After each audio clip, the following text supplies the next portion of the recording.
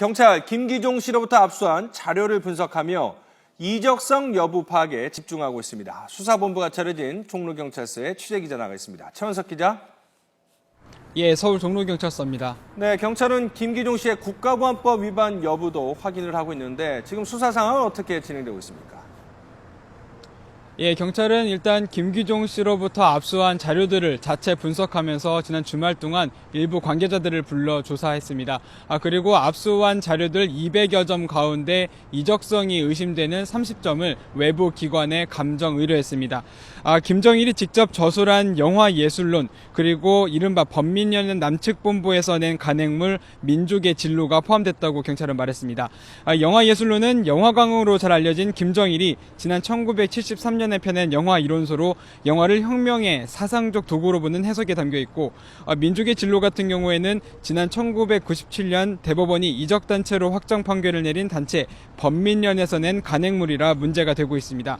두 자료의 경우 모두 지난 2013년에 이석기 전 통합진보당 의원의 자택에서도 압수돼 이적 표현물로 분류된 서적들입니다.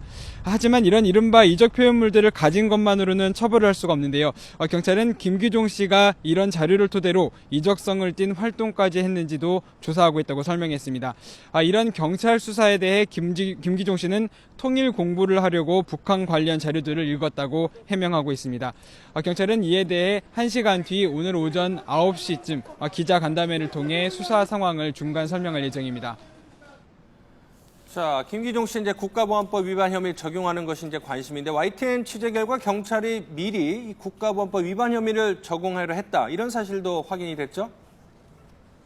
예, 그렇습니다. 경찰이 압수수색하기 전 영장을 신청할 때 국가보안법 위반 혐의까지 이제 포함을 시켰다는 내용입니다. 하지만 검찰 쪽에서 자칫 종북몰이로 비춰질 수가 있다며 압수수색에서 국가보안법 혐의를 제외할 것을 경찰이 주문한 것으로 확인이 된 건데요. 경찰이 이런 검찰의 주문에도 압수수색을 통해 확보한 자료를 토대로 김 씨에게 국가보안법 위반 혐의가 있는지 파악하고 있는 겁니다.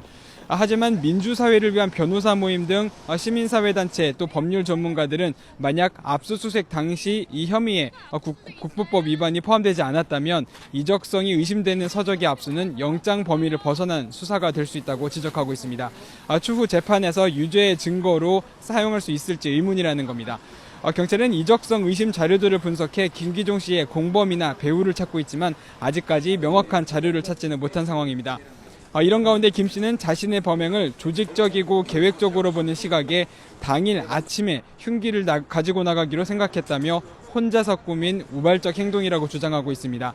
일단 경찰은 압수물 분석과 함께 통화 기록과 금융거래 내역을 확보해 관계자들을 추가 조사할 예정인데요. 경찰이 김 씨의 극단적인 행동을 국가보안법과 또 연결시키면서 공안몰이로 진행을 하고 있는 것은 아닌지 계속 지켜봐야 할 부분으로 보입니다. 지금까지 서울 종로경찰서에서 YTN 최원석입니다.